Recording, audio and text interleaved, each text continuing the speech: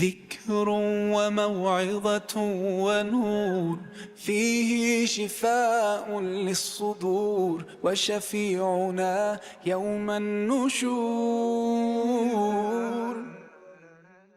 نماز روزہ اگرچہ عبادت ہیں لیکن ہر حالت میں عبادت نہیں. مثلا اگر کوئی شخص نماز فجر اور طلوع آفتاب کے درمیان نفل نماز ادا کرے تو لغوی اعتبار سے تو اس کی نماز عبادت کہلائے گی، لیکن شرعی اعتبار سے عبادت نہیں ہوگی، بلکہ اللہ تعالی کی بغاوت ہوگی، اس لیے کہ اس نے نماز کے ادا کرنے میں اللہ تبارک و تعالی کی نافرمانی کی ہے. اللہ تعالی نے اپنے رسول صلی اللہ علیہ وسلم کی حدیث کے ذریعے نماز فجر کے بعد سے سورج کے طلوع ہو کر صاف اور چمکدار ہونے تک نماز پڑھنے سے منع فرما دیا ہے. اسی طرح اللہ تعالیٰ نے عید کے دن روزہ رکھنے سے منع فرما دیا ہے. لہذا اگر کوئی شخص عید کے دن روزہ رکھتا ہے تو اس کا وہ روزہ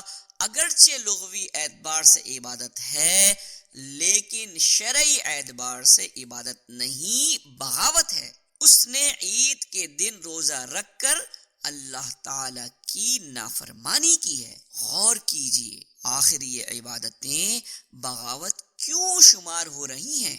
اگر آپ ذرا سا بھی غور فرمائیں گے تو اس نتیجے پر پہنچیں گے کہ یہ عبادتیں اللہ تعالی کے احکام کے ماتحت نہیں ہیں، لہذا عبادت نہیں ہیں. خلاصہ یہ ہوا کہ اللہ تبارک و تعالی نے جنات کو اور انسانوں کو اپنی عبادت یعنی اطاعت کے لیے پیدا کیا ہے، لہذا اطاعت صرف اللہ تعالیٰ کا حق ہے. جب تک اس کی اجازت نہ ہو کسی دوسرے کی اطاعت نہیں کی جا سکتی. بغیر اس کی اجازت کے دوسروں کی اطاعت شرک فی الاطاعہ شمار ہوگی. اللہ تعالیٰ فرماتا ہے فَإِلَٰهُكُمْ إِلَٰهٌ وَاحِدٌ فَلَهُ أَسْلِمُوا.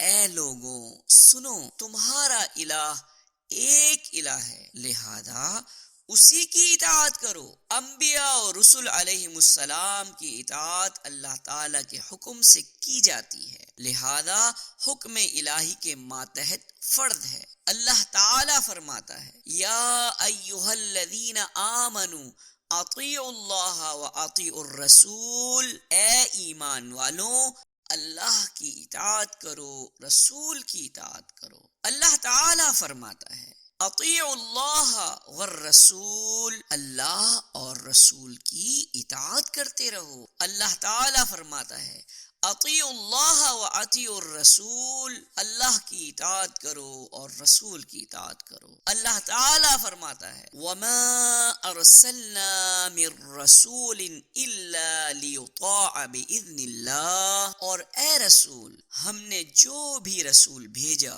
وہ اسی لیے بھیجا کہ اللہ کے حکم سے اس کی اطاعت کی جائے. اللہ تعالیٰ فرماتا ہے من یطع الرسول فقد اطاع اللہ. جو شخص رسول کی اطاعت کرتا ہے یقیناً اللہ کی اطاعت کرتا ہے. آیات سے معلوم ہوا کہ رسول کی اطاعت فرض ہے اور اللہ تعالیٰ کی اطاعت کا واحد ذریعہ ہے. اور کیونکہ رسول کی اطاعت اللہ تعالیٰ کے حکم سے کی جاتی ہے لہذا رسول کی اطاعت شرک نہیں.